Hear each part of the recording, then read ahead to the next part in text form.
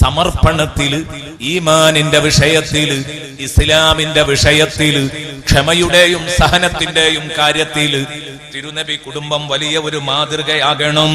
ആ മേഖലയിൽ ഏറ്റവും കൂടുതൽ പരീക്ഷണത്തിന് വിധേയമാക്കപ്പെട്ടതും ആ തിരുനബി കുടുംബത്തിൽ നിന്ന് ബീവി ഫാത്തിമ റളിയല്ലാഹു അൻഹായാണ്.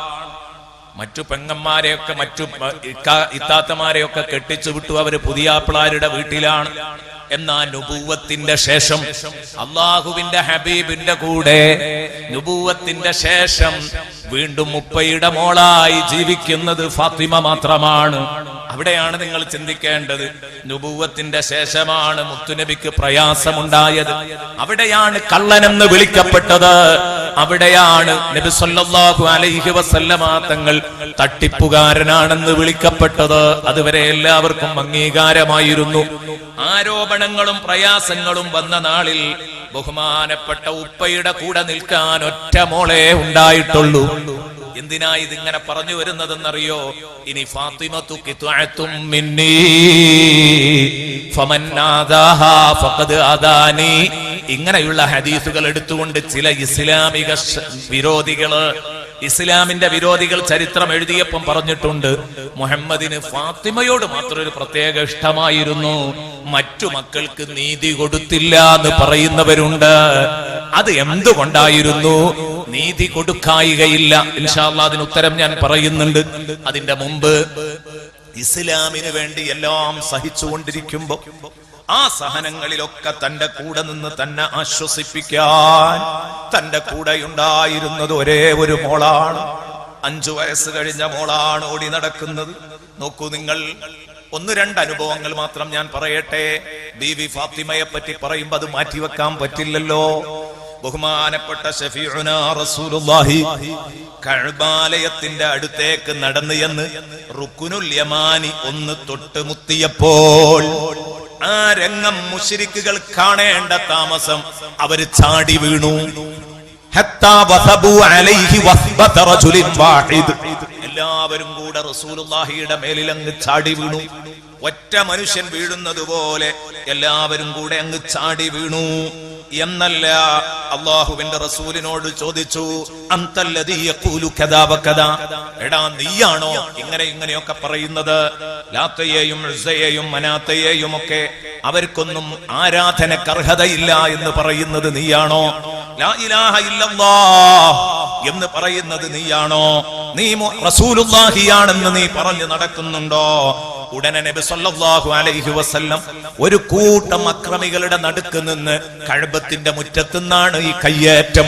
അല്ലാഹുവിന്റെ ഹബീബ് പറഞ്ഞു, നഅം അനല്ലദീ ഖാലദാക്, അനല്ലദീ ഖാലദാക്. ആൺകുട്ടിയെ പോലെ പറഞ്ഞു റസൂലുള്ളാഹ്, അത് പറഞ്ഞത് ഞാൻ തന്നെയാണ്, മാറ്റി പറയുന്ന പ്രശ്നമില്ല. ലാ ഇലാഹ ഇല്ലല്ലാഹ് പറഞ്ഞത് ഞാൻ തന്നെയാണ്. മുഹമ്മദുർ റസൂലുള്ളാഹ് എന്ന മുദ്രാവാക്യത്തിൽ നിന്ന് പിറകോട്ട് പോകുന്ന കാര്യമില്ല. അപ്പോഴാണ് ഫാത്തിമ ബീവി ഇതൊക്കെ കണ്ടും കേട്ടും റസൂലുള്ളാഹിയുടെ കൈവിരലിൽ തൂങ്ങി ഒപ്പമുണ്ട് ചെറിയ കുട്ടിയാ, 5 ചില്ലറയും വയസ്സ് പ്രായമുള്ള ആ കുട്ടി ഒപ്പമുണ്ട്. അപ്പോഴാണ് ഒരു ദുഷ്ടൻ കയറി ഇങ്ങ് വന്ന് ഫാത്തിമ ബീവി കാണുകയാണ്, യഉഖുദു ബി മജ്മഇ റിദാഇ അബീഹാ സുബ്ഹാന മൻ ജല്ല ജലാലു. ഒരു ദുഷ്ടൻ കയറി ഇങ്ങ് വന്നിട്ട് റസൂലുള്ളാഹി ഉടുത്തിരിക്കുന്ന അരമുണ്ട് കൂട്ടിക്കെട്ടിയ സ്ഥലത്ത് റസൂലുള്ളാഹിയുടെ തുണിക്കെട്ടിലിങ്ങ് പിടിച്ചു. എന്നിട്ട് എന്താടാ നീ പറയുന്നത് എന്ന് ചോദിച്ചു. റസൂലുള്ളാഹിനെ പിടിച്ചങ്ങ് കുലുക്കിയപ്പം ബഹുമാനപ്പെട്ട അബൂബക്കറിന് സിദ്ദീഖ് കണ്ടു നിൽക്കുന്നുണ്ട്. അബൂബക്കറിന് സിദ്ദീഖിന് താങ്ങാൻ കഴിഞ്ഞില്ല. മുമ്പ് നമ്മൾ ഇവിടെ അവതരിപ്പിച്ച ആദർശ കൊട്ടാരത്തിലെ രാജാവ് അബൂബക്കറിന് സിദ്ദീഖ് റളിയല്ലാഹു അൻഹു എഴുന്നേറ്റുകൊണ്ട് ചോദിച്ചു, അതഖ്തുലൂന റജുലൻ അൻ യഖൂല റബ്ബി അല്ലാഹ്,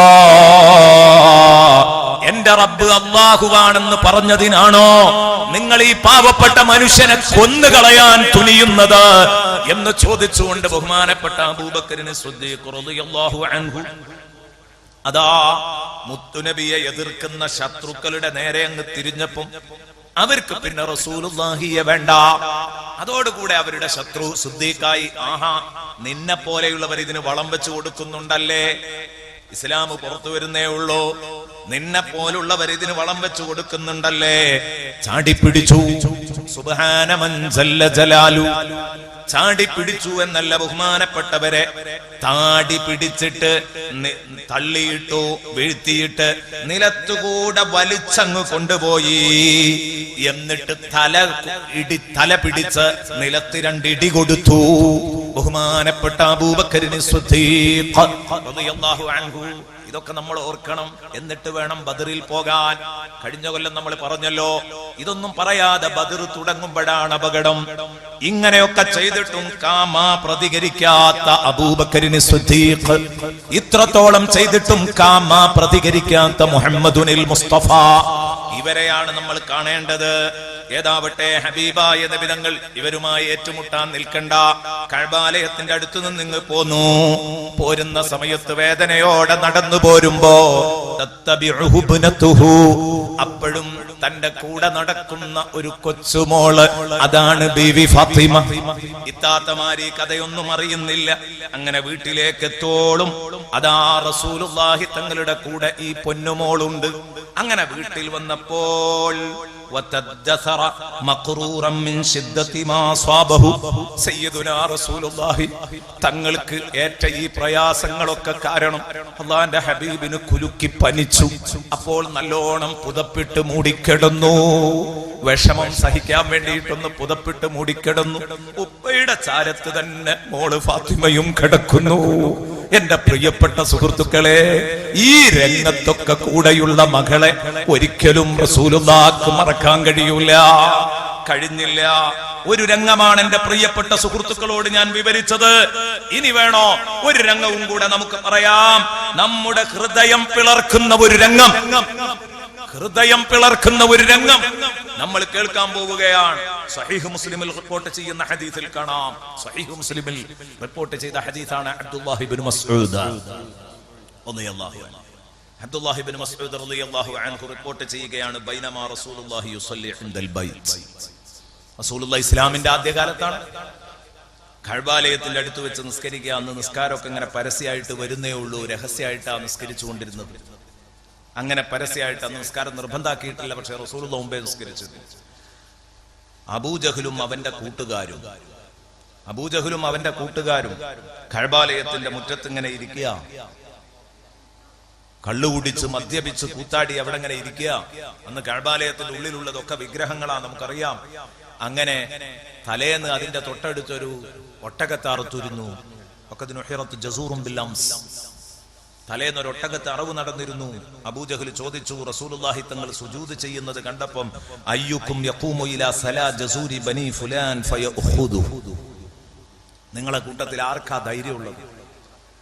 ഇന്നലെ നമ്മളെ ഇന്നാലിന്നവന്റെ തൊടിയിൽ ഒരു ഒട്ടകത്തെ അറുത്തിട്ടുണ്ട്, അതിന്റെ കുടൽമാല അവിടെ ഉണ്ടാകും. ആ കുടൽമാല എടുത്തുകൊണ്ട് വന്നിട്ട് ഫയളഉഹു ഫീ കതിഫൈ മുഹമ്മദിൻ ഇദാ സജദ്, മുഹമ്മദ് സുജൂദ് ചെയ്യുന്ന സമയത്ത് മുഹമ്മദിന്റെ തോളിലിടാൻ ആർക്കാ ധൈര്യമുള്ളത് എന്ന് ഇവൻ ചോദിച്ചു. ഫംബഅസ അശ്ഖൽ ഖൗം, നോക്കണം നിങ്ങൾ പ്രയോഗിച്ചത് ഹദീസില്, ഫംബഅസ അശ്ഖൽ ഖൗം. ഈ അബൂജഹലിന്റെ ഈ പ്രമോഷൻ, അബൂജഹൽ ഈ കൊടുത്ത പ്രമോഷൻ ഇത് കേട്ടുകൊണ്ട്, ഈ കയറ്റല് കേട്ടുകൊണ്ട് എന്തു ചെയ്തു? അശ്ഖൽ ഖൗം, അവിടെ ഉണ്ടായിരുന്നവരിൽ ഏറ്റവും ദുഷ്ടനായ ഒരു മനുഷ്യൻ ഹാലിളകി വരുന്നു. ഒരാൾ അതിനുവേണ്ടി ഇളകി പുറപ്പെടുകയാണ്. അവന്റെ പേരെന്താണ്? ഉഖ്ബത്ത് ഇബ്നു അബീ മുഅയ്ത് ലഅനഹുല്ലാഹ്. ഉഖ്ബത്ത് ഇബ്നു അബീ മുഅയ്ത് ലഅനഹുല്ലാഹ്. ആ പഹയൻ അതിനുവേണ്ടി രംഗത്തേക്ക് വന്നു. എന്നിട്ടത് എടുത്ത് വലിച്ച് കൊണ്ടുവന്ന് അള്ളാന്റെ ഹബീബ് സുജൂദ് ചെയ്തപ്പം രണ്ട് തോളിലൂടെ അങ്ങിട്ടുകൊടുത്തു. അള്ളാഹുവിന്റെ ഹബീബ് സുജൂദിൽ നിന്ന് പൊങ്ങുന്നില്ല. ദൂരെ നിന്ന് ഫസ്തദ്ഹകൂ, ഇവർ കൈയടിച്ച് ചിരിക്കുകയാണ്. കണ്ടോ കണ്ടോ, മുഹമ്മദിന് പൊങ്ങാൻ കഴിയുന്നില്ല. വജഅല ബഅദുഹും യമീലു അലാ ബഅദ്, വജഅല ബഅദുഹും യമീലു അലാ ബഅദ്. അവരിൽ ചിലർ മറ്റു ചിലരുടെ മേൽ വീഴാൻ തുടങ്ങി എന്ന് പറഞ്ഞാ ചിരിച്ച് ചിരിച്ച് മണ്ണ് കപ്പുക എന്ന് നമ്മൾ പറയാറില്ലേ, അതാണ് സംഭവം. ചിരിച്ച് ചിരിച്ച് ഒരാളെ മേലെ വീഴാൻ തുടങ്ങി. ചിരിച്ചിട്ട് നിയന്ത്രണം വിട്ടുപോയി. ആഘോഷിക്കല്ലേ റസൂലുള്ളാഹി സ്വല്ലല്ലാഹി അലൈഹി വസല്ലം തങ്ങൾക്കെതിരെ കാട്ടിക്കൂട്ടിയ ഈ ആക്രമങ്ങളെ അവർ ആഘോഷിക്കുകയാണ്. അബ്ദുല്ലാഹി ഇബ്നു മസ്ഊദ് റളിയല്ലാഹു അൻഹു പറയാ, വഅന ഖായിമുൻ അൻദുർ, ഞാൻ ഇതൊക്കെ കണ്ടുകൊണ്ട് ഇങ്ങനെ ഇരിക്കുക. അബ്ദുല്ലാഹി ഇബ്നു മസ്ഊദ് റളിയല്ലാഹു അൻഹു ഇതൊക്കെ കണ്ടുകൊണ്ട് ഇങ്ങനെ ഇരിക്കുക. പക്ഷേ ഒരു മനുഷ്യൻ എന്ന നിലക്ക് മുഹമ്മദിനോട് അന്ന് എനിക്ക് സഹതാപം തോന്നുന്നുണ്ട്, വിഷമം തോന്നുന്നുണ്ട്. ഇവരൊക്കെ ഭാവിയിൽ എന്റെ പ്രിയപ്പെട്ട സുഹൃത്തുക്കളെ ഇസ്ലാമിന്റെ ഈമാനിന്റെ നടുക്കണ്ടങ്ങളായി മാറിയിട്ടുണ്ട്. കഴിഞ്ഞ കൊല്ലം നമ്മൾ അവതരിപ്പിച്ചപ്പോ ഈ അബൂജഹലിനെ അവസാനമായി കൊന്നുകളയുന്നത് അബ്ദുല്ലാഹി ഇബ്നു മസ്ഊദ് തങ്ങളായിരുന്നു എന്ന് ബദർ അവതരിപ്പിച്ച സമയത്ത് ഞാൻ പറഞ്ഞിട്ടുണ്ട്. ബഹുമാനപ്പെട്ടവർ പറയാൻ, ഞാൻ ചെറുപ്പകാലത്ത് ഇതൊക്കെ ഇങ്ങനെ കണ്ടുകൊണ്ടിരുന്നപ്പോൾ എന്റെ മനസ്സിൽ ഒരു ചിന്ത വന്നു, ലൗ കാനത് ലീ മൻഅതുൻ തറഹ്തുഹു അൻ ളഹ്രി റസൂലില്ലാഹ്, പടച്ചോനെ എനിക്ക് പ്രതിരോധ ശേഷി ഉണ്ടായിരുന്നെങ്കിൽ, ലൗ കാനത് ലീ മൻഅതുൻ, മുത്തുനബി സല്ലല്ലാഹു അലൈഹി വസല്ലം തങ്ങൾ സുജൂദിൽ നിന്ന് പൊങ്ങാൻ കഴിയാതെ ആ കുടൽമാലയുടെ ചുവട്ടിൽ ഇങ്ങനെ കിടക്കുന്നത് കണ്ടപ്പോ എന്റെ മനസ്സിൽ തോന്നിയ ഒരാശയം, എന്ത്, എനിക്കെങ്ങാനും പ്രതിരോധ ശേഷി ഉണ്ടായിരുന്നെങ്കിൽ ഞാൻ പോയിട്ട് അള്ളാന്റെ റസൂലിന്റെ മുതുകിൽ നിന്നും അത് എടുത്തു മാറ്റുമായിരുന്നല്ലോ എന്നെനിക്ക് തോന്നിപ്പോയി. പക്ഷേ സാധിച്ചില്ല. കാരണം എന്താ? അവിടെ ഉള്ളവരെ എനിക്ക് ഭയമായിരുന്നു. അവര് വല്ലതും ചെയ്യാൻ തുനിഞ്ഞാൽ എനിക്കത് പ്രതിരോധിക്കാനുള്ള ശേഷിയില്ല. അതുകൊണ്ട് റസൂലുള്ളാഹി സുജൂദിൽ തന്നെ കിടന്നു. വന്നബിയ്യു സാജിദുൻ മാ യർഫഉ റൗസഹു, തല പൊക്കാതെ സുജൂദിൽ തന്നെ കിടന്നു. അപ്പോഴാണ് അതുവഴി ഇൻസാൻ, മനുഷ്യപ്പറ്റ് നശിക്കാത്ത ഒരു മനുഷ്യൻ അതിലൂടെ അങ്ങനെ നടന്നുപോയി. അയാൾ മുസ്ലിം ഒന്നും അല്ല, പക്ഷെ ഈ രംഗം കണ്ടപ്പോൾ അയാൾക്ക് വേദനിച്ചു. അങ്ങനെ അദ്ദേഹത്തിന് ഇതിൽ ഇടപെടാൻ ധൈര്യവും ഇല്ല. എന്താ കാരണം? അബൂജഹലും ഉഖബത്ത് ഇബ്നു അബീ മുഅയ്ത്തും ഈ പോക്കിരികളൊക്കെ അവിടെ ഉണ്ട്. ഇവരിത് ആഘോഷിച്ചുകൊണ്ടിരിക്കുക. അപ്പൊ അതിൽ ഇടപെടാനുള്ള ധൈര്യവും ഇല്ല. എന്നാലും എന്ത് ചെയ്തു? പോകുന്ന വഴിയിൽ ഈ രംഗം കണ്ടപ്പം വല്ലാതെ മനസ്സ് നൊന്തു, വേദനിച്ചു. നേരെ പോയിട്ട് ഫഅഖ്ബറ ഫാത്തിമ, സയ്യിദുനാ റസൂലുള്ളാഹി തങ്ങളുടെ വീട്ടിന്റെ അടുത്തുകൂടെ അങ്ങ് കടന്നു പോകുമ്പം ഫാത്തിമ ബീവിയുണ്ട് മുറ്റത്ത്. ഉണ്ടോ? ചെറിയ മോളാ, 6 or 7 വയസ്സ് പ്രായം തോന്നിക്കുന്ന ഫാത്തിമ അവിടെ കളിച്ചുകൊണ്ടിരിക്കുകയാണ്. ഫജാഅത്ത് വഹിയ ജുവൈരിയ. ശരിക്കും ശ്രദ്ധിക്കണം. ആ ഫാത്തിമയെ കണ്ടപ്പം ഈ മനുഷ്യൻ പറഞ്ഞു, മോളെ, നിന്റെ വാപ്പ സുജൂദ് ചെയ്യുന്ന സമയത്ത് ഒട്ടകത്തിന്റെ കുടൽമാല വലിച്ച് കഴുത്തിലൂടെ ഇട്ടിട്ട് വാപ്പ പൊങ്ങുന്നില്ല. കേൾക്കേണ്ട താമസം. ഫജാഅത്ത്, ബഹുമാനപ്പെട്ട ബീവി ഫാത്തിമ ഓടി വരുന്നു. വഹിയ ജുവൈരിയ, അന്ന് ഫാത്തിമ ഒരു കൊച്ചു മോളാണ്. വഹിയ ജുവൈരിയ. കണ്ടോ നിങ്ങള് ഫാത്തിമയുടെ ചെറുപ്പം. ജുവൈരിയത്തുൻ, അവിടെ നിന്നൊരു കൊച്ചു ബാലികയാണ്. ജാരിയ എന്ന് പറഞ്ഞ പെൺകുട്ടി, ജുവൈരിയ എന്ന് പറഞ്ഞ കൊച്ചു പെൺകുട്ടി, കൊച്ചു ബാലികയാണ്. അവൾ ഓടി വന്നിട്ട് ഫതറഹ്തുഹു അൻഹു. സുബ്ഹാനല്ലാഹ്, സയ്യിദുനാ റസൂലുള്ളാഹി സ്വല്ലല്ലാഹി അലൈഹി വസല്ലം തങ്ങളുടെ കഴുത്തിൽ നിന്ന് എന്ത് ഒരു ഒട്ടകത്തിന്റെ കുടൽമാല അത് ഒറ്റയടിക്ക് എടുത്തു വെക്കാൻ പറ്റൂല. ഉഖബത്ത് ഇബ്നു മുഅയ്ത്ത് കൊണ്ടുവന്നിട്ടതുപോലെ വലിയൊരു മനുഷ്യൻ എന്നെ പ്രയാസപ്പെടണം, പൊക്കണമെങ്കിൽ അതെന്തു ചെയ്തു? പതുക്കെ വലിച്ച് ഒഴിവാക്കി. പിന്നെ കണക്കിന് പറഞ്ഞു ഈ ശത്രുക്കൾക്ക് നേരെ തിരിഞ്ഞുകൊണ്ട് ബഹുമാനപ്പെട്ട ബീവി ഫാത്തിമ, എന്റെ ഉപ്പയോട് ഇത്രയും വലിയ ക്രൂരത ചെയ്തത് നിങ്ങൾ എന്തിനാണ് എന്ന് ചോദിച്ചിട്ടൊരു മകളുടെ വികാരം അവിടെ ശരിക്കങ്ങ് പ്രകടിപ്പിച്ചു. അബൂജഹലോ ഉഖബത്ത് ഇബ്നു മുഅയ്ത്തോ ഒന്നും അനങ്ങിയിട്ടില്ല. കാരണം എന്താ? അതൊരു മകളുടെ വികാരാണ്, വാത്സല്യമുള്ള ഒരു മകളുടെ വികാരാണ്. അത് അവർ കണക്ക് കൂട്ടി. അതിനവരിടപെടാനും ചോദിക്കാനും ഒന്നും വന്നില്ല. സയ്യിദുനാ റസൂലുള്ളാഹി സ്വല്ലല്ലാഹി അലൈഹി വസല്ലം തങ്ങളെ കോലത്തിൽ അപമാനിച്ചു, വിഷമിപ്പിച്ചു. അല്ലാഹുവിന്റെ റസൂൽ അവിടെ നിന്ന് എഴുന്നേറ്റുകൊണ്ട് നബി സ്വല്ലല്ലാഹു അലൈഹി വസല്ലം തങ്ങൾ പറഞ്ഞു, അല്ലാഹുമ്മ അലൈക ബി ഖുറൈശ്, അല്ലാഹുമ്മ അലൈക ബി ഖുറൈശ്, അല്ലാഹുമ്മ അലൈക ബി ഖുറൈശ്. 3 വട്ടം അള്ളാന്റെ ഹബീബ് മനസ്സിൽ തട്ടിയങ്ങ് പറഞ്ഞു, പടച്ചോനെ, ഇക്കോലത്തിൽ കണ്ണിൽ ചോരയില്ലാത്ത മർദ്ദനങ്ങൾ നൽകുന്ന ഇവരെ നീ കൈകാര്യം ചെയ്യണേ റബ്ബേ. അല്ലാഹുമ്മ അലൈക ബിഖുറൈശ്. ഇതങ്ങ് പറഞ്ഞപ്പോഴേക്ക് ഫലമ്മാ സമിഉ സൗതഹു ദഹബ അൻഹുമുൽ ലഹ്ഖു. കണ്ടാ, നബി സല്ലല്ലാഹു അലൈഹി വസല്ലം തങ്ങളുടെ ശബ്ദം അങ്ങ് പൊങ്ങിയപ്പോ ആത്മാർത്ഥമായി നബി തങ്ങൾ അല്ലാഹുമ്മ അലൈക ബിഖുറൈശ് എന്ന് പറഞ്ഞപ്പോഴേക്ക് ചിരിച്ച് മണ്ണ് കപ്പുന്ന ജവാന്മാര് ചിരിക്കാൻ മറന്നുപോയി. ദഹബ അൻഹുമുൽ ലഹ്ഖു. ഇവർക്ക് ബേജാറുണ്ട്. കാരണം അബൂജഹലിന് അറിയാം റസൂലുള്ളാഹിയാണ്. അറിയാത്തത് കൊണ്ടല്ല, അവർക്കൊക്കെ അത് ബോധ്യപ്പെട്ടതാ. പക്ഷേ വിശ്വസിക്കാൻ മറ്റു പല തടസ്സങ്ങളും ഉള്ളത്. സൂറത്തു യാസീനിൽ അല്ലാഹ് പറഞ്ഞതുപോലെ, പ്രിയപ്പെട്ട സുഹൃത്തുക്കളെ, ഇന്നാ ജഅൽനാ ഫീ അഅനാഖിഹിം അഗ്ലാലം ഫഹിയ ഇലൽ അദ്ഖാനി ഫഹും മുഖ്മഊൻ. അതാ കുഴപ്പം.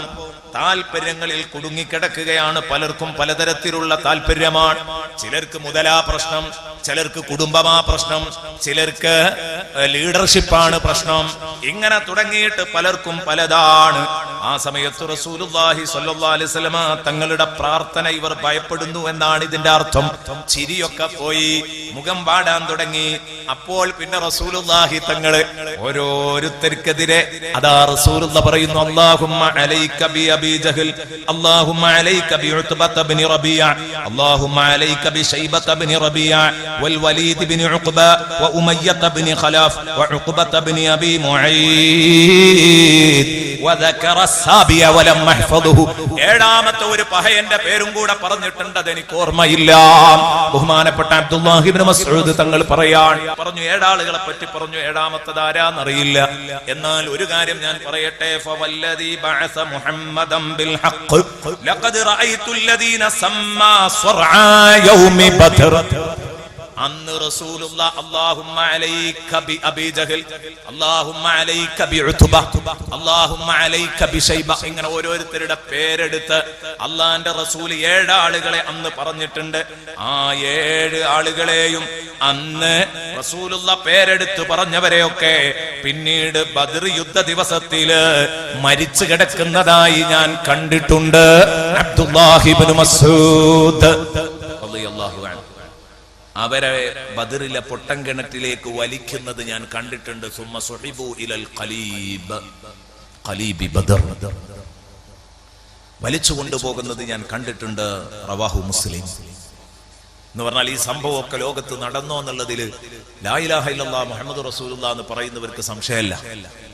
മുസ്ലിമിൽ ഒരു റിപ്പോർട്ട് വന്നാൽ പിന്നെ അത് നബി പറഞ്ഞു എന്ന് മുസ്ലിങ്ങൾക്ക് ഉറപ്പാണ്. പറഞ്ഞു എന്ന് ഉറപ്പായി കഴിഞ്ഞാൽ അങ്ങനെ ഉണ്ടായിട്ടുണ്ട് എന്ന് ഉറപ്പാണ്. അപ്പൊ അതുകൊണ്ട് തന്നെ സയ്യിദുനാ റസൂലുള്ളാഹി സ്വല്ലല്ലാഹു അലൈഹി വസല്ലമ തങ്ങളോട് കൂടെ ഈ പ്രയാസപ്പെട്ട ഘട്ടങ്ങളിലൊക്കെ ഒപ്പം നിന്ന ബഹുമാനപ്പെട്ട ബീവി ഫാത്തിമ. കണ്ട നിങ്ങൾ, ആ സംഭവം ഓർക്കുമ്പോഴേക്ക് അല്ലാഹുവിന്റെ റസൂലിന് ഓർമ്മ വരും. അന്ന് തന്റെ കഴുത്തിൽ നിന്ന് ആ കുടൽമാല വലിച്ചിറക്കാൻ എന്റെ പൊന്നുമോളെ ഉണ്ടായിരുന്നുള്ളൂ. എന്റെ പ്രിയപ്പെട്ട സുഹൃത്തുക്കളെ, എങ്ങനെ മറക്കും? ഫാത്തിമത്തു ഖിത്അത്തും മിന്നി, ഫാത്തിമ എന്റെ കരളിന്റെ കഷ്ണമാണ്, ഫാത്തിമ എന്റെ കരളിന്റെ കഷ്ണമാണ്. പിന്നീട് എന്ത് ചെയ്തു എന്നറിയോ? മുസ്ലിമീങ്ങൾക്ക് നേരെ ഒരു കടുത്ത പ്രയാസം വന്നിരുന്നു, ഒരു ഉപരോധം ഏർപ്പെടുത്തിയിരുന്നു. ആരൊക്കെയാണോ മുഹമ്മദിനെ കൊണ്ട് വിശ്വസിച്ചത് അവർക്ക് ഭക്ഷണം കൊടുക്കരുത്, വെള്ളം കൊടുക്കരുത്, മരുന്നെത്തിക്കരുത്, പീഡിപ്പിക്കണം എന്ന് പറഞ്ഞു ഉപരോധം ഏർപ്പെടുത്താൻ തീരുമാനിച്ചു. അങ്ങനെ ശുഐബ് അബീ താലിബിൽ ഉപരോധം ഏർപ്പെടുത്തി.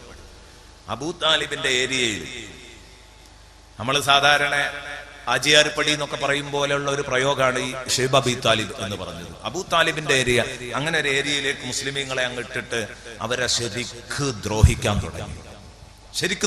തുടങ്ങി. എന്നിട്ട് വെള്ളമില്ല, ഭക്ഷണമില്ല, മരുന്നില്ല, പ്രയാസപ്പെടുത്തി. ബഹുമാനപ്പെട്ട ബീവി ഫാത്തിമ റസൂലുള്ളയും ബഹുമാനപ്പെട്ട ഖദീജുമ്മയും ഈ കൂട്ടത്തിലുണ്ട്, ഈ ഉപരോധത്തിലുണ്ട്. അവരുടെ കൂടെ ബീവി ഫാത്തിമ ശുഐബ് അബീ താലിബിൽ കഴിഞ്ഞുകൂടി വർഷങ്ങളോളം. അതാ ഉപരോധ വർഷങ്ങൾ. അന്ന് മരത്തിന്റെ ഇലകൾ മാത്രം തിന്ന നാളുകളുണ്ട്, മരത്തിന്റെ ഇലകൾ മാത്രം തിന്ന നാളുകളുണ്ട്. അങ്ങനെ അതാ പിന്നീട് ബീവി ഫാത്തിമ റളിയല്ലാഹു അൻഹാ മക്കയിലേക്ക് തന്നെ തിരിച്ചു വരുന്നു. ശൈബ അബീ താലിബിൽ നിന്ന് മക്കയിലേക്ക് തന്നെ അതാ നടന്നു വരുന്നു. എന്തിന്? തന്റെ പ്രിയപ്പെട്ട ഉമ്മ ബീവി ഖദീജ റളിയല്ലാഹു അൻഹ അപ്പോഴേക്ക് അങ്ങോട്ട് നീങ്ങി. അങ്ങനെ നീങ്ങിയപ്പോ ആ ഉമ്മായുടെ മരണം കണ്ണുകൊണ്ട് കാണാൻ അവിടെ എത്തി. അത് കഴിഞ്ഞ് വാപ്പ മദീനത്തേക്ക് ഹിജ്റ പോകുന്നു. അതും മക്കയിൽ നിന്ന് കണ്ടു. വാപ്പയുടെ കൂടെ ഫാത്തിമ പോയിട്ടില്ല റളിയല്ലാഹു അൻഹാ. അങ്ങനെ അതാ ബഹുമാനപ്പെട്ട റസൂലുള്ളാഹി സ്വല്ലല്ലാഹു അലൈഹി വസല്ലമ തങ്ങൾക്ക് മക്കയിൽ ഇനി ആരും ശേഷിക്കുന്നുണ്ടെന്ന് പറയാൻ വയ്യ. ആ കോലത്തിലാ ഉള്ളത്. റസൂലുള്ളാഹി സ്വല്ലല്ലാഹു അലൈഹി വസല്ലമ തങ്ങളുടെ 50-ാമത്തെ വയസ്സിൽ ബീവിക്ക് 65 വയസ്സായപ്പം ബഹുമാനപ്പെട്ട ബീവി വഫാത്തായി. 53-ലാണല്ലോ ഹിജ്റ പോകുന്നത്. 53-ലാ ഹിജ്റ പോകുന്നത് എന്ന് പറഞ്ഞാൽ, ഹിജ്റ എന്ന് പറഞ്ഞാൽ ബീവി ഖദീജ ഉമ്മയുടെ വിയോഗത്തിന്റെ ശേഷം പിന്നെയും 3 കൊല്ലം കഴിഞ്ഞിട്ടാണ്. 3 കൊല്ലം കഴിഞ്ഞിട്ടാണ് ഹിജ്റ നടക്കുന്നത്. ആ സമയത്ത് വാപ്പായുടെ ഹിജ്റയും കണ്ടു. വാപ്പ ഹിജ്റ പോയതിന്റെ തൊട്ടു പിറകിൽ തന്നെ അതാ പോകുന്നു അലി ഇബ്നു അബീ ത്വാലിബ്. അന്ന് അലിയാരുമായുള്ള കല്യാണമൊന്നും കഴിഞ്ഞിട്ടില്ല. അലിയാരുമായുള്ള കല്യാണങ്ങളൊന്നും അന്ന് നടന്നിട്ടില്ല. എന്റെ പ്രിയപ്പെട്ട സഹോദരങ്ങളെ, അതൊക്കെ പിന്നെ മദീനത്ത് വന്നിട്ടാണ് നടക്കുന്നത്. ബഹുമാനപ്പെട്ട ബീവി ഫാത്തിമ ഓർക്കുകയാണ്, അലി ഇബ്നു അബീ ത്വാലിബ് ഉപ്പായുടെ പിറകിൽ തന്നെ പോയി. ഉപ്പായുടെ പിറകിൽ തന്നെ പോയി. ഉപ്പ പോയതിന്റെ ശേഷം 3 ദിവസമാണ് മക്കയിൽ താമസിച്ചത്. അതെന്തിന്? ഉപ്പയുടെ വദിയഅത്ത് സ്വത്തുകൾ, ഉപ്പനെ വിശ്വസിച്ചേൽപ്പിച്ച, അല്ലമീനെ വിശ്വസിച്ചേൽപ്പിച്ച കുറെ സ്വത്തുകൾ ഉണ്ടായിരുന്നു. ആ സ്വത്തുക്കളൊക്കെ അതിന്റെ ഉടമകൾക്ക് തിരിച്ചു കൊടുക്കാൻ അലി ഇബ്നു അബീ ത്വാലിബിനെ ഏൽപ്പിച്ചിട്ട് റസൂലുള്ളാഹി സ്വല്ലല്ലാഹു അലൈഹി വസല്ലമ തങ്ങളും ബഹുമാനപ്പെട്ട സിദ്ദീഖ് റളിയല്ലാഹു അൻഹും രാത്രിയിൽ പോവുകയാണ്. ഫാത്തിമ ബീവി മക്കയിലുണ്ട്. തന്റെ സഹോദരി ഉമ്മു കുൽസൂമും ഉണ്ട്. 2 പേരും മക്കയിലുണ്ട്. 2 പേരും മക്കയിൽ നിൽക്കുന്നുണ്ട്. മറ്റുള്ളവർ 2 പേരും ഭർത്താക്കന്മാരുടെ അടുത്താണ്.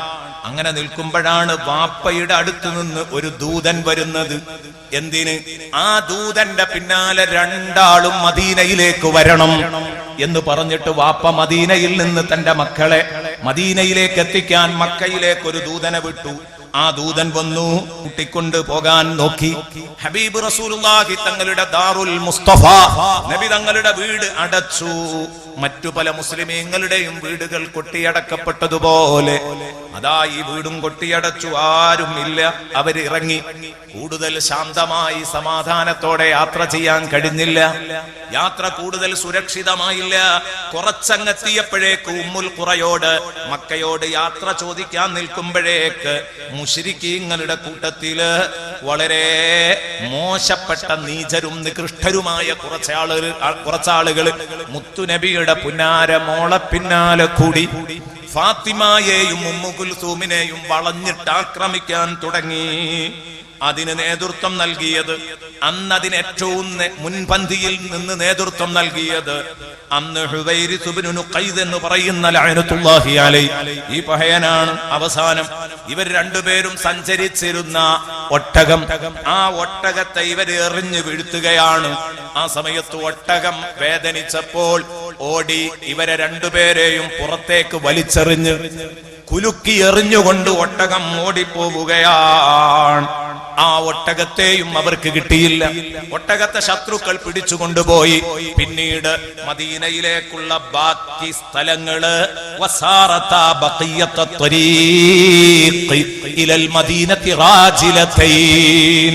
പിന്നെ മദീനയിലേക്ക് ആ കൊച്ചുകുട്ടിയായ ബഹുമാനപ്പെട്ട ബീവി ഫാത്തിമയും തന്റെ ഇത്താത്ത ഉമ്മു കുൽസൂമും കാൽ നടക്കാരായിട്ടാണ് മദീനയിലേക്ക് ചെല്ലുന്നത്. ഈ രംഗം കണ്ടിട്ട് ഹുവൈരിസിനെ ശപിക്കാത്ത ഒരാളും മക്കത്ത് പോലും ഇല്ലായിരുന്നു. എന്ത് കണ്ണിൽ ചോരയില്ലാത്ത പണിയാണിത്? പോകുന്ന വഴിക്ക് പോയിക്കോട്ടെ എന്ന് വെച്ചാ പോരെ, പോകുമ്പോഴും ഇങ്ങനെ ദ്രോഹിക്കണോ എന്ന് ചോദിച്ചു. സുബ്ഹാനല്ലാഹ്. അതുകൊണ്ട് തന്നെ ഇവരുടെ 2 പേരുടെയും പൊന്നുപ്പ എന്ത് മറന്നാലും അവർക്ക് ഇത് മറക്കാൻ കഴിയുന്നില്ല. അതുകൊണ്ടാണ് പിന്നീട് ഹിജ്റ 8-ാം വർഷം മക്കം ഫത്ഹായപ്പോൾ അതാ അന്ന് കഅബാലയത്തിന്റെ ചുറ്റും ആലില പോലെ വിറക്കുന്ന ഖുറൈശികളെ നോക്കിക്കൊണ്ട് സയ്യിദുനാ റസൂലുള്ളാഹി അവർക്കൊക്കെ പൊതുമാപ്പ് കൊടുത്തപ്പം ചിലരുടെ പേരെടുത്ത് പറഞ്ഞിട്ട് പറഞ്ഞു, അവര് കഅബയുടെ കില്ല പിടിച്ചു നിൽക്കുകയാണെങ്കിലും വധിക്കണം എന്ന് പറഞ്ഞ കൂട്ടത്തിൽ ആരുണ്ടായിരുന്നു? ഹുവൈരിസിന്റെ നാമമുണ്ടായിരുന്നു. എന്താ കാരണം? ഈ ഹുവൈരിസ് അന്ന് ബീവി ഫാത്തിമയോട് ചെയ്തത് മറക്കാൻ കഴിയാത്തതാണ്. ആ ഹുവൈരിസിനെ കൊല്ലാൻ അന്ന് ഭാഗ്യം കിട്ടിയത് ബഹുമാനപ്പെട്ട സയ്യിദുനാ അലി ഇബ്നു അബീ താലിബിനാണ് എന്നതും എന്റെ പ്രിയപ്പെട്ട സുഹൃത്തുക്കളെ ചരിത്രത്തിന്റെ ഒരു നിയോഗം എന്ന് വേണമെങ്കിൽ പറയാം. അത് ബഹുമാനപ്പെട്ടവരാണ് നിർവഹിച്ചത്. എന്റെ പ്രിയപ്പെട്ട സുഹൃത്തുക്കളെ, അങ്ങനെ മദീനയിലേക്ക് ചെന്നു. മദീനയിലേക്ക് ചെന്നതിന് ശേഷം കൂടുതൽ കാലം കഴിഞ്ഞില്ല, അപ്പോഴേക്ക് ബഹുമാനപ്പെട്ട ബീവി ഫാത്തിമ റളിയല്ലാഹു അൻഹ റസൂലുള്ളാഹി സ്വല്ലല്ലാഹു അലൈഹി വസല്ലമ തങ്ങളുടെ അടുത്തേക്ക് എത്തിയതോടുകൂടെ അതാ പതുക്കെ പതുക്കെ അലിയാരുമായുള്ള കല്യാണത്തിലേക്ക് അടുക്കുകയാണ്. അഭിപ്രായങ്ങൾ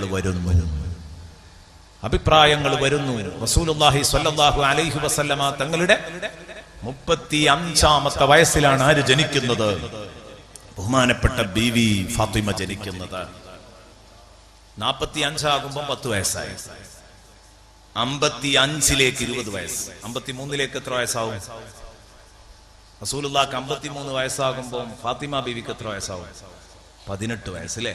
18ാമത്തെ വയസ്സിലാണ് അലിയാരുമായിട്ടുള്ള വിവാഹം നടക്കുന്നത്.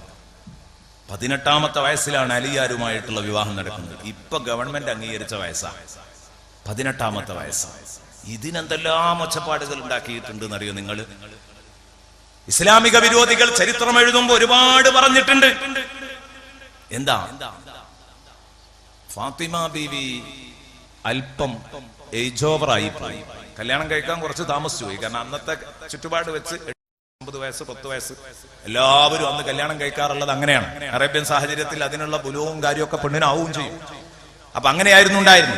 അത് പോയിട്ട് 18 വരെ പോയപ്പോ സ്വാഭാവികമായിട്ടും പറയുന്നവർക്ക് സുഖമുണ്ട് പറയാൻ, വിമർശിച്ചു. എന്നിട്ട് എന്ത് ചെയ്തു? ശത്രുക്കൾ വിമർശിക്കുന്നുണ്ടെന്ന് കരുതി ചില ആളുകള് ബഹുമാനപ്പെട്ട ബീവി ഫാത്തിമക്ക് വയസ്സ് കുറക്കാൻ വേണ്ടിയിട്ട് നുബുവത്തിന്റെ ശേഷമാണ് ഫാത്തിമ ബീവി ജനിച്ചത് എന്നൊക്കെ പറയാൻ ശ്രമിച്ചു. അതിന്റെ ഒന്നും ആവശ്യമല്ല. മനഃപൂർവ്വം ചില കളികൾ കളിക്കാം, അതിന്റെ ആവശ്യമല്ല. എന്തുകൊണ്ട്? എങ്കിൽ എന്റെ പ്രിയപ്പെട്ട സുഹൃത്തുക്കളെ, അതേ സംഗതി ഖദീജ ബീവിയുടെ കാര്യത്തിൽ ചെയ്യണ്ടേ? ഖദീജ ബീവിക്ക് 40 വയസ്സല്ലേ? റസൂലുള്ളാഹിക്ക് 25 വയസ്സല്ലേ? പ്രായം ഒരുമിച്ചല്ലല്ലോ. അതും കേൾക്കുമ്പോ ഒരു പ്രയാസം തോന്നുന്നില്ലേ? പെണ്ണിന് വയസ്സ് കൂടി, ആണിന് കുറഞ്ഞു. ബഹുമാനപ്പെട്ട ആയിഷ ബീവി വളരെ ചെറിയ പ്രായമാണ്, റസൂലുള്ളാഹിക്ക് പ്രായമുണ്ട്. അതൊന്നും അന്നൊരു വിഷയമേ അല്ല, അറബികൾക്കിടയിൽ ചർച്ച ചെയ്യേണ്ട വിഷയമേ അല്ല. കാരണം എല്ലാവരും അങ്ങനെ തന്നെ ആയിരുന്നു. അതുകൊണ്ട് തന്നെ ആ കാര്യങ്ങളൊന്നും എന്റെ പ്രിയപ്പെട്ട സുഹൃത്തുക്കളെ ചർച്ച ചെയ്യേണ്ടതില്ല. ബഹുമാനപ്പെട്ട ബീവി ഫാത്തിമയെ സംബന്ധിച്ചിടത്തോളം നല്ല ഫിറ്റായ കല്യാണമാണ്.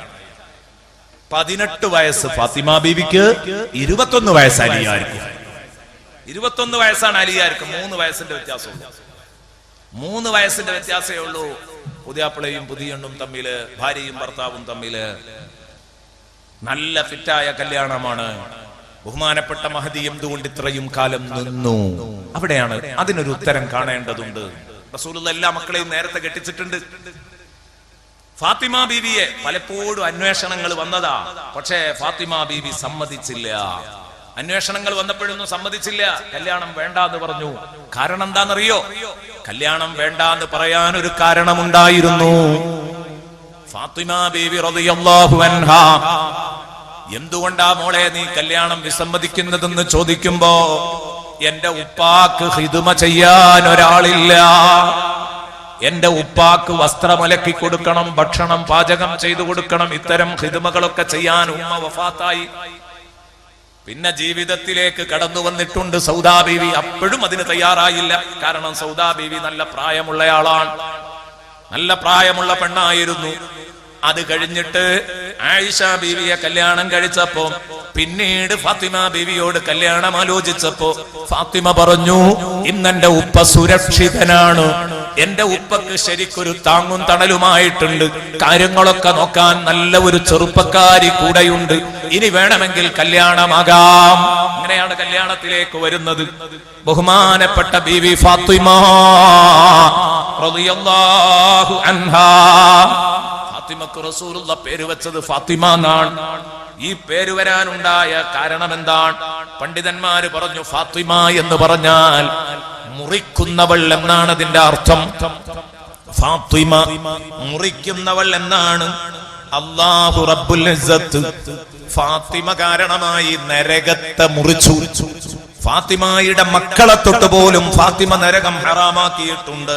അതുകൊണ്ടാണ് ഇങ്ങനെ പേര് വരാൻ കാരണമെന്ന് പണ്ഡിതന്മാര് രേഖപ്പെടുത്തുന്നു. അവിടുത്തെ ഓമന പേര് സഹ്റ എന്നാണ്. ബഹുമാനപ്പെട്ട സയ്യിദുനാ റസൂലുള്ളാഹി എന്ന ഏറ്റവും പ്രധാനപ്പെട്ട ചെടിയിലെ പുഷ്പമാണ് ബഹുമാനപ്പെട്ട ബീവി ഫാത്തിമ. അതാണ് സഹ്റ എന്ന് പറഞ്ഞതിന്റെ അർത്ഥം. മറ്റൊരോമന പേര് ബത്തൂൽ എന്നാണ്. ഫാത്തിമത്തുൽ ബത്തൂൽ എന്നാണ്. ബത്തൂൽ എന്ന് പറഞ്ഞാൽ മറ്റു സ്ത്രീകളിൽ നിന്ന് വ്യത്യസ്തയായ പെണ്ണ്, മറ്റു സ്ത്രീകളിൽ നിന്നും എല്ലാ അർത്ഥത്തിലും വ്യത്യസ്തയായ പെണ്ണ് എന്നാണ്. ഡിഫറന്റ് ആണ് ഫാത്തിമ. ഏത് വിഷയത്തിൽ? സൗന്ദര്യത്തിന്റെ വിഷയത്തിൽ അങ്ങനെയാണ്, മഹത്വത്തിന്റെ വിഷയത്തിൽ അങ്ങനെയാണ്, എല്ലാ കാര്യം കൊണ്ടും ക്ഷമയുടെ കാര്യത്തിൽ അങ്ങനെയാണ്. മാത്രമല്ല അൽ ബത്തൂൽ എന്നതിന് മറ്റൊരർത്ഥം അൽ മുൻഖത്തിഅതു ഇലല്ലാഹ്, പടച്ച റബ്ബിലേക്ക് മനസ്സുകൊണ്ട് മുറിഞ്ഞിറങ്ങിയ പെണ്ണാണ് ബിബി ഫാത്തിമ. ഈ ഫാത്തിമക്ക് വാനലോകത്ത് മറ്റൊരു ഓമന പേരുണ്ടായിരുന്നു. ഒരിക്കൽ ജിബ്രീൽ അലൈഹിസ്സലാം റസൂലുള്ളാഹിന്റെ അടുത്ത് വന്നുകൊണ്ട് പറയുകയാണ്, അത് കേൾക്കുമ്പോൾ നിങ്ങൾക്ക് ബോധ്യപ്പെടും എന്താണ് ഈ മകളുടെ ഷറഫ്, ബഹുമാനമെന്ന്. ജിബ്രീൽ അലൈഹിസ്സലാം വന്നിട്ട് ചോദിച്ചു, നബിയേ, തങ്ങളെ മോളെ പറ്റി ഞങ്ങള് വാനലോകത്ത് ഒരു ഓമന പേര് വിളിക്കാറുണ്ട്, തങ്ങളെ മോളെ ഞങ്ങൾ പരിചയപ്പെടുത്തി സംസാരിക്കുമ്പോ ഒരു പേര് പറയാറുണ്ട്, തങ്ങൾക്കറിയോ ആ പേര്? ഇല്ല. അള്ളാന്റെ ഹബീബ് പറഞ്ഞു, എന്താണ്, പറഞ്ഞു തരൂ. അവിടുന്ന് പറഞ്ഞു, ഉമ്മു അബീഹാ, ഉമ്മു അബീഹാ. സംഗതി മകളാണ്, പക്ഷേ അവളുടെ വാപ്പാന്റെ ഉമ്മ എന്നാ ഞങ്ങൾ വിളിക്കാറുള്ളത്. കാരണം ഒരു ഉമ്മ തന്റെ കൊച്ചുകുട്ടിക്ക് ചെയ്തു കൊടുക്കുന്നത് പോലെ ഭക്ഷണം ഉണ്ടാക്കി കൊടുക്കുന്നു, വസ്ത്രമലക്കി കൊടുക്കുന്നു, വീട് പരിപാലിക്കുന്നു.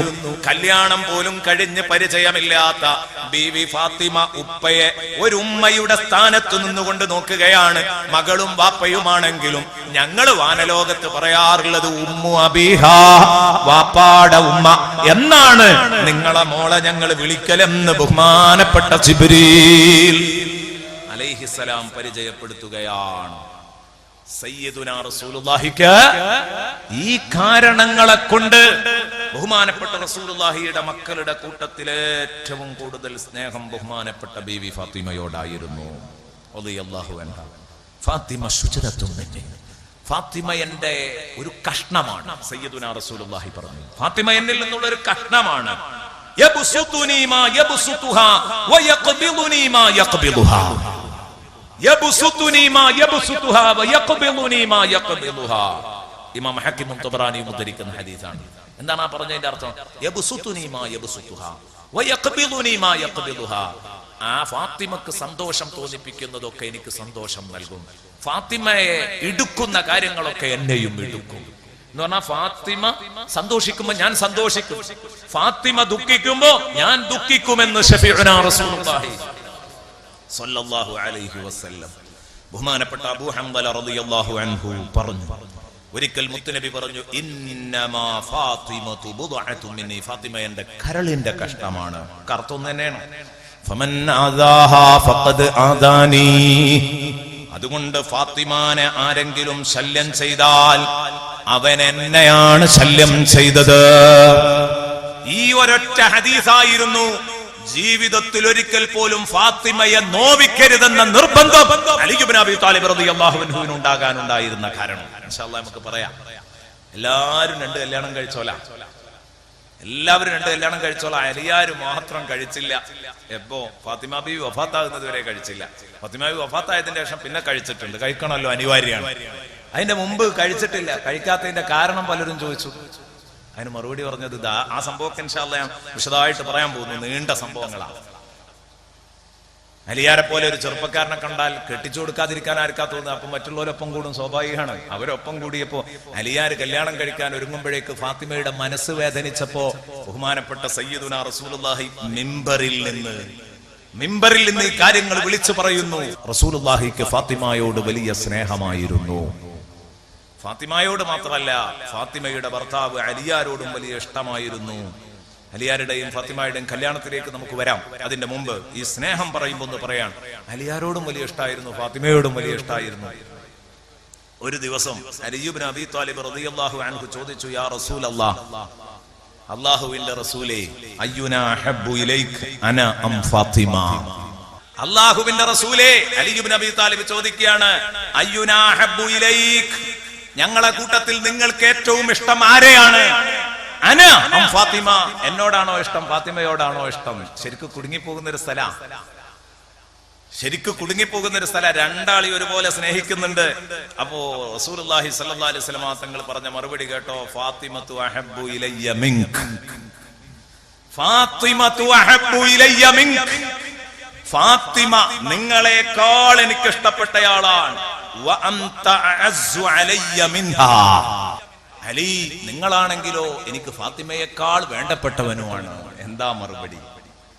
ഫാത്തിമ നിങ്ങളെക്കാൾ എനിക്ക് ഫാത്തിമാനെ ഇഷ്ടാണ്, നിങ്ങളാണെങ്കിലോ ഫാത്തിമയേക്കാൾ എനിക്ക് വേണ്ടപ്പെട്ടവനുമാണ്. വഇന്നി വഅൻത വൽ ഹസനു വൽ ഹുസൈൻ, ഞാനും നിങ്ങളും ഹസനും ഹുസൈനും ഉഖൈലും ജഅഫറും ഫിൽ ജന്ന, നമ്മളെ കുടുംബം മൊത്തം സ്വർഗ്ഗത്തിലാണ്. ശഫീഉനാ റസൂലുള്ളാഹി. എന്നിട്ട് നബി തങ്ങൾ പറഞ്ഞു, ഇഖ്വാനൻ അലാ സുറുരിൻ മുതഖാബിലീൻ, ഇഖ്വാനൻ അലാ സുറുരിൻ മുതഖാബിലീൻ, സഹോദര സഹോദരിമാരായിട്ട് നാളെ സ്വർഗീയ കട്ടിലുകളിൽ ഫേസ് ടു ഫേസ് ആയി മുഖാമുഖം നമ്മൾ ഇരിക്കുമെന്ന് വിശുദ്ധ ഖുർആൻ ആയത്തോതി സ്വർഗാവകാശികളുടെ ഇരുത്തം പറയുന്നിടത്ത് പറയുന്നുണ്ട്. ആ ആയത്തോതിയിട്ട് സയ്യിദുനാ റസൂലുള്ളാഹി സ്വല്ലല്ലാഹു അലൈഹി വസല്ലം തങ്ങൾ സമാധാനിപ്പിച്ചു. രണ്ടാളെയും എനിക്ക് ഇഷ്ടമാണ് എന്ന് പറഞ്ഞാൽ കുടുങ്ങാത്തൊരു മറുപടി. ചിലപ്പോ കുടുങ്ങുന്നിടത്ത് അങ്ങനെ പറയേണ്ടി വരും, അല്ലേ? ഈ ഹദീസ് വായിച്ചപ്പോ എനിക്ക് ഓർമ്മ വന്നത് അതാ. കാരണം അലിയാർ ഇങ്ങനെ വന്ന് ചോദിച്ചപ്പോ റസൂലുള്ളാഹി ശരിക്കും ഇന്ന് മാനസിക സംഘർഷം അനുഭവിക്കുന്ന ഒരു സമയമാണുള്ളത്. എന്ത് തീരുമാനം പറയണം, എന്താ മറുപടി പറയാം? അപ്പൊ ഇങ്ങനെ ഒരു മറുപടി പറയാം, നല്ല യുക്തമായൊരു മറുപടി. പണ്ട് ഉസ്താദിനോട് ഒരിക്കൽ പത്രക്കാര് ചോദിച്ചു, രണ്ടാള് മത്സരിക്കാൻ നിൽക്കുന്നു, രണ്ടാളും ഉസ്താദിന് വേണ്ടപ്പെട്ടവരാണ്, രണ്ടാളും കൂടെ മത്സരിക്കാൻ നിന്ന സമയത്ത് രണ്ടാളും മത്സരിക്കാൻ നിൽക്കുമ്പോൾ ഉസ്താദെ, രണ്ടും നിങ്ങളുടെ തൊട്ടടുത്ത ആളുകളാണല്ലോ, എന്താണ് തങ്ങളുടെ പ്രതികരണം? CM ഇബ്രാഹിം മുരളിയുമായിരുന്നു അന്ന് ഉസ്താദ്, അന്ന് അവരെ പറ്റിയായിരുന്നു അത് പറഞ്ഞിരുന്നത്. CM ഇബ്രാഹിം ജയിക്കും വേണം, ഉസ്താദ് പറഞ്ഞു CM ഇബ്രാഹിം ജയിക്കും വേണം, മുരളി തോൽക്കും ചെയ്യരുത് എന്നതുപോലുള്ള ഒരു മറുപടിയാണ് ഇപ്പൊ ഈ പറഞ്ഞത്. ഉസ്താദ് അന്ന് മറുപടി പറഞ്ഞു. പത്രങ്ങളൊക്കെ അത് രസാവഹമായിട്ട് എഴുതിയിരുന്നു, കാന്തപുരത്തിന്റെ പ്രസ്താവന എന്ന് പറഞ്ഞിട്ട്. ചോദിച്ചപ്പോ മറുപടി കൊടുത്തത് അതാണ്, ആരെയും പടക്കാത്തൊരു മറുപടി എന്നതുപോലെ ആണ് ഇവിടെ മറുപടി നൽകിയത്. ഫാത്തിമത്തു അഹബ്ബു ഇലയ്യ മിൻക വ അൻത അഅസ്സു അലയ്യ മിൻഹാ. ആരോടാ സ്നേഹം എന്ന് അപ്പോഴും കൺഫ്യൂഷൻ ആവുകയാണ്. അത്തരത്തിലുള്ള മറുപടിയാണ് സയ്യിദുനാ റസൂലുള്ളാഹി സ്വല്ലല്ലാഹു അലൈഹി വസല്ലം തങ്ങൾ പറഞ്ഞിരിക്കുന്നത്. ബഹുമാനപ്പെട്ട റസൂലുള്ളാഹി സ്വല്ലല്ലാഹു അലൈഹി വസല്ലം തങ്ങൾ പറഞ്ഞു, അഹബ്ബുൻ നിസാഇ ഇലയ്യ ആയിഷ. ഒരു സമയത്ത് അങ്ങനെ പറഞ്ഞിട്ടുണ്ട്, സ്ത്രീകളുടെ കൂട്ടത്തിൽ നിന്ന് എനിക്ക് ഏറ്റവും ഇഷ്ടപ്പെട്ടത് ആയിഷയാണ്. റളിയല്ലാഹു അൻഹാ. അപ്പൊ ഈ പറഞ്ഞതും അതും തമ്മിൽ എതിരില്ലേ? ഇല്ല. അത് റസൂലുള്ളാഹി തങ്ങൾ അത് പറയുന്ന സമയത്ത് നിലവിലുള്ള ഭാര്യമാരെ കുറിച്ചാണ് പറഞ്ഞത്. ഭാര്യമാരെ കുറിച്ചാ പറഞ്ഞത്. തന്റെ ഭാര്യമാരിൽ എനിക്ക് ഏറ്റവും ഇഷ്ടം ആയിഷയോടാണ്, അതെന്നെ അതിലേറെ ഇഷ്ടം ഖദീജയോടാ. പക്ഷേ ആ ഖദീജ ബീവി അന്ന് വഫാത്തായിട്ടുണ്ട്. അന്ന് നിലവിലുള്ള ഭാര്യമാരുടെ കൂട്ടത്തിൽ ഇഷ്ടം ആയിഷയോടാണ് എന്നാണ് സയ്യിദുനാ റസൂലുള്ളാഹി സ്വല്ലല്ലാഹു അലൈഹി വസല്ലം തങ്ങൾ പറഞ്ഞത്. എന്റെ പ്രിയപ്പെട്ട സുഹൃത്തുക്കളെ, ഇതൊന്നും തിരിച്ചറിയാൻ കഴിയാതെയാണ് ചില ചരിത്രകാരന്മാർ തെറ്റിദ്ധരിച്ചുകൊണ്ട് റസൂലുള്ളാഹി സ്വല്ലല്ലാഹു അലൈഹി വസല്ലമ തങ്ങൾ ഫാത്തിമയല്ലാത്ത മക്കൾക്ക് നീതി കൊടുത്തില്ല എന്ന് പറഞ്ഞത്? ആ മക്കൾക്ക് അതിന് പരാതി ഉണ്ടായിട്ടില്ല. അവിടെയാ ചിന്തിക്കേണ്ടത്. ഇങ്ങനെ ഉണ്ടെങ്കിൽ ആദ്യം പരാതി ഉണ്ടാവുക ആരൊക്കെ? മക്കൾക്കാ. ആ വാപ്പ മക്കളെ രണ്ടിട്ടൊന്ന് കാണിച്ചു നോക്കണ്ടേ? അപ്പൊ ആദ്യം പരാതി വരെ മക്കളെടുത്തുന്ന. അത് നാട്ടുകാരൊന്നും പറയണ്ട, നാട്ടുകാർ മക്കൾ പറഞ്ഞിട്ടാ കേൾക്കുക. അങ്ങനെ ഒരു പരാതി ഉണ്ടായിട്ടില്ല, കാരണം അങ്ങനെ ചെയ്തിട്ടില്ല. പക്ഷെ എന്താ വിഷയം? ഇങ്ങനെ പറയാൻ കാരണം ഇസ്ലാമിക ആദർശ രംഗത്ത് അനുഭവിച്ച പീഡനങ്ങളിലൊക്കെ നിഴലുപോലെ ഒപ്പം നിന്നിരുന്ന ഒരു മഹദിയാണ്, തന്റെ പൊന്നുമോളാണ് ബഹുമാനപ്പെട്ട ബീവി ഫാത്തിമ റളിയല്ലാഹു അൻഹാ. ഇനി ഫാത്തിമയോട് ഇങ്ങനെയൊക്കെ സ്നേഹമുണ്ട് എന്ന് പറഞ്ഞു എന്നതിന്റെ പേരിൽ മറ്റുള്ളവരോട് ഇല്ല എന്ന് പറഞ്ഞു എന്ന് വരുമോ? മൂമിനായതിന്റെ ശേഷം ഈ സഹനങ്ങളൊക്കെ ഓർത്തുകൊണ്ട് ഇത് പറഞ്ഞു എന്നേ ഉള്ളൂ, ഇത് പറഞ്ഞു എന്നേ ഉള്ളൂ പ്രിയപ്പെട്ട സുഹൃത്തുക്കളെ. മാത്രവുമല്ല, ബഹുമാനപ്പെട്ട ബീബി ഫാത്തിമ റളിയല്ലാഹു അൻഹയുടെ ഇത്താത്തമാരൊക്കെ നേരത്തെ തന്നെ വഫാത്താകുന്നു. അതിന്റെ ശേഷം ഫാത്തിമയോട് ഈ സ്നേഹം, അവർക്കെല്ലാവർക്കും കൂടെയുള്ള സ്നേഹം ഫാത്തിമക്ക് മാത്രം കിട്ടുകയാണ് പിന്നീട് ചെയ്തത്. അങ്ങനെയും വേണമെങ്കിൽ പറയാം. അതിൽ തന്നെ ഹുസൈൻ എന്ന കുട്ടി ജനിച്ചതിന്റെ ശേഷം ഫാത്തിമയോട് റസൂലുള്ളാഹിക്കുണ്ടായിരുന്ന സ്നേഹം അതിന്റെ മുമ്പില്ലായിരുന്നു. മാനസികമായ ഒരു ഭാര്യയോട് കൂടുതൽ സ്നേഹം തോന്നാ, ഒരു കുട്ടിയോട് കൂടുതൽ സ്നേഹം തോന്നാ, അത് മനുഷ്യ സഹജാണ്. പക്ഷേ അത് മറ്റുള്ളവരുടെ മുമ്പിൽ വെച്ച് ചെയ്യരുത്. അത് റസൂലുള്ളാഹി തന്നെ വിരോധിച്ചതല്ലേ? അള്ളാന്റെ റസൂൽ എങ്ങനെ ഇത് ചെയ്യോ? കാരണം എന്താ? ഒരു കുട്ടിക്ക് മാത്രം ഉമ്മ കൊടുത്ത് മറ്റേ കുട്ടിക്ക് ചുംബിക്കാതെ ആ കുട്ടിയെ മാറ്റി നിർത്തിയപ്പോ അള്ളാന്റെ ഹബീബ് വല്ലാഹി മാ അദൽത ബൈനഹുമാ എന്ന് പറഞ്ഞ് ഇടപെട്ട നേതാവാണ് മുഹമ്മദുർ റസൂലുള്ളാഹി. ആ കുഞ്ഞിനെയും കൂടെ എടുത്തൊരു ഉമ്മ കൊടുക്ക് എന്ന് പഠിപ്പിച്ചവരാണ് സയ്യിദുനാ അനസ് റളിയല്ലാഹു അൻഹു. ആ സംഭവം പറയുന്നത് കാണാം. അങ്ങനെ ഞാൻ എന്റെ കണ്ണുകൊണ്ടൊരിക്കൽ കണ്ടിട്ടുണ്ട്.